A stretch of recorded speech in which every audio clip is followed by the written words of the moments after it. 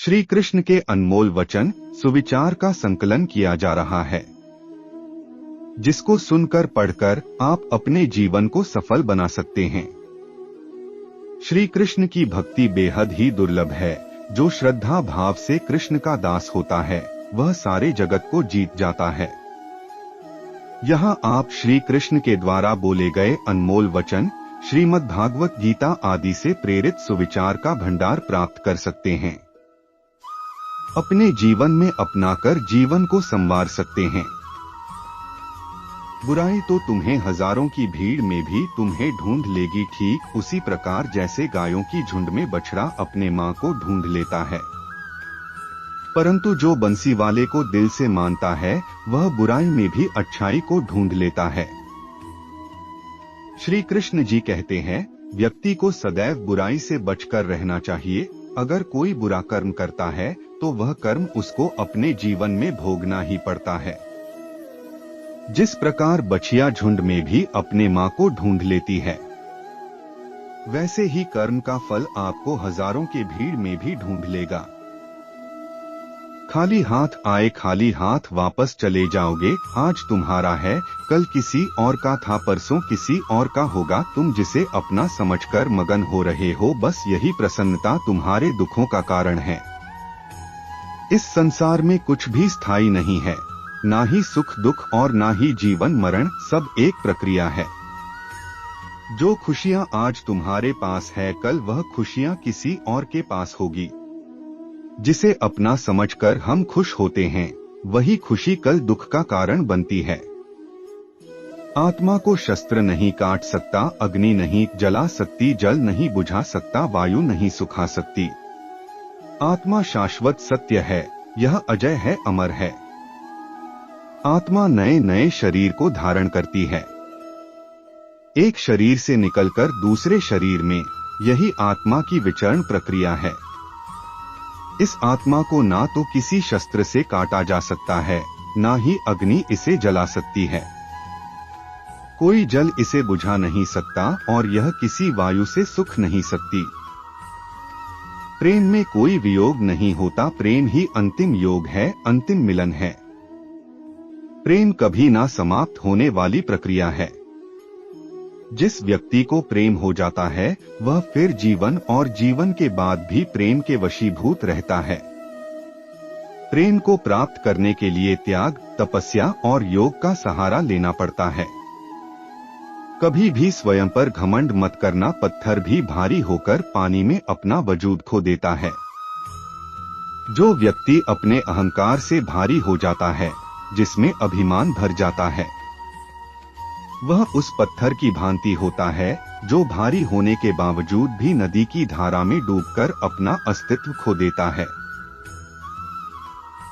ज्यादा हंसने और बोलने वाला व्यक्ति अगर चुप हो जाए तो मान लेना वह भीतर से टूट चुका है। जो व्यक्ति सदैव हंसता खेलता मुस्कुराता रहता हो, अगर वह अपने स्वभाव से भिन्न हो जाए, अर्थात चुप गुमसुम उदास रहने लगे, तो समझना उसके हृदय में एक पीड़ा है। उस पीड़ा ने उसे कमजोर बना दिया है। जिस व्यक्ति के पास संतुष्टि नहीं है, उसे कितना भी मिल जाए वह असंतुष्ट ही रहेगा। जिस व्यक्ति के पास संपूर्ण धन दौलत, ऐश्वर्य, वैभव सब है, मगर संतुष्टि नहीं है, उस धन दौलत का कोई अर्थ नहीं। वह सदैव असंतुष्ट की स्थिति में ही रहता है। जिसके पास संतुष्टि है वह थोड़े में भी संतुष्ट रहता है। श्री कृष्ण जी कहते हैं, जीवन में आधे दुख इस कारण जन्म लेते हैं क्योंकि उनसे आशाएं बड़ी होती है। इन आशाओं का त्याग करके देखो, जीवन में सुख ही सुख है। आशाएं व्यक्ति को दुख के मार्ग पर ले जाती है। आशाएं बड़ी प्रबल होती है। आशा अनुरूप कार्य होने पर जहां खुशी मिलती है, वही आशा के विरुद्ध कार्य होने पर दुख का पहाड़ टूट जाता है। व्यक्ति जीवन में आशा दुख का प्रमुख कारण है। लोग कहते हैं अपनों के आगे झुक जाना चाहिए, किंतु सच बात तो यह है, जो अपने होते हैं वह कभी झुकने नहीं देते। जो लोग यह कहते हैं अपनों के आगे झुकने में बुराई नहीं है, उन्हें यह भी मालूम होना चाहिए जो अपने होते हैं वह कभी झुकने नहीं देते। संबंध उसी आत्मा से जुड़ता है जिनका हमसे पिछले जन्मों का कोई रिश्ता होता है, वरना दुनिया के इस भीड़ में कौन किसको जानता है।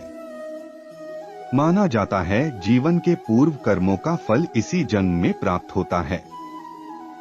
जितने भी रिश्ते नाते सुख दुख व्यक्तिगत जीवन में प्राप्त होते हैं वह पूर्व जन्मों का फल है, वरना कौन इतनी बड़ी दुनिया में आपसे दिल लगाता है। राधा कृष्ण का मिलना तो बस एक बहाना था, दुनिया को प्यार का सही मतलब समझाना था। राधा और कृष्ण दोनों अवतारी थे। दोनों का जन्म कुछ विशेष परिस्थितियों के लिए हुआ था। उन दोनों का मिलना बिछड़ना बस एक प्रक्रिया मात्र थी, जिसके माध्यम से प्रेम का वास्तविक रूप समाज में दिखाना था। श्री कृष्ण जगत के स्वामी हैं, वह कण कण में निवास करते हैं। छोटे से छोटे जीव के हृदय में ईश्वर का वास होता है। उस जीव को कष्ट का अनुभव होना ईश्वर को कष्ट का अनुभव कराता है। अर्थात किसी जीव को कष्ट देकर अपने ईश्वर को खुश कैसे देख सकते हैं। अगर ईश्वर तुम्हें ज्यादा प्रतीक्षा करवा रहे हैं, हो सकता है जितना तुमने मांगा उससे ज्यादा देने वाला हो। अगर किसी लक्ष्य, खुशी या सफलता की प्राप्ति में लंबा समय लग रहा है, प्रतीक्षा की अवधि अधिक है, तो हो सकता है आपकी अपेक्षा से ज्यादा आपको मिलने वाला है। अपने कर्म पर अडिग रहिए और विश्वास रखिए उस ईश्वर पर जो आपके कर्म की परीक्षा ले रहा है।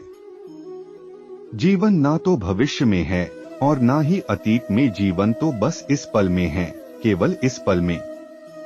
जो लोग जीवन को भूत और अतीत के भरोसे छोड़ देते हैं उन्हें श्री कृष्ण सावधान करते हैं। जीवन का अर्थ ना भूत है ना भविष्य, जीवन केवल और केवल वर्तमान है। इसलिए वर्तमान में अपने जीवन को आनंद पूर्वक जिए, निस्वार्थ कर्म को अपने जीवन में अपनाएं।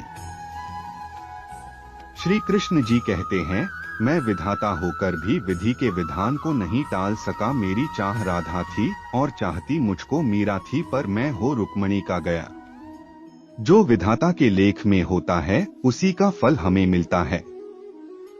विधि के विधान को स्वयं ईश्वर भी नहीं टाल सकते।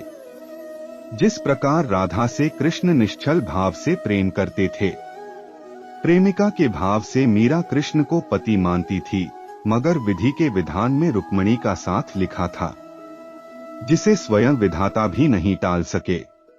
क्रोध की अवस्था में भ्रम जन्म लेता है, भ्रम बुद्धि को नष्ट कर देती है, बुद्धि के नष्ट होते ही व्यक्ति का पतन हो जाता है।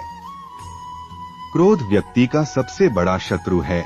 क्रोध के जन्म लेते ही व्यक्ति अपना विवेक खो देता है। विवेक के खो जाने पर व्यक्ति अपने पतन के मार्ग में उन्मुख हो जाता है। क्रोध की अवस्था से सदैव बचना चाहिए।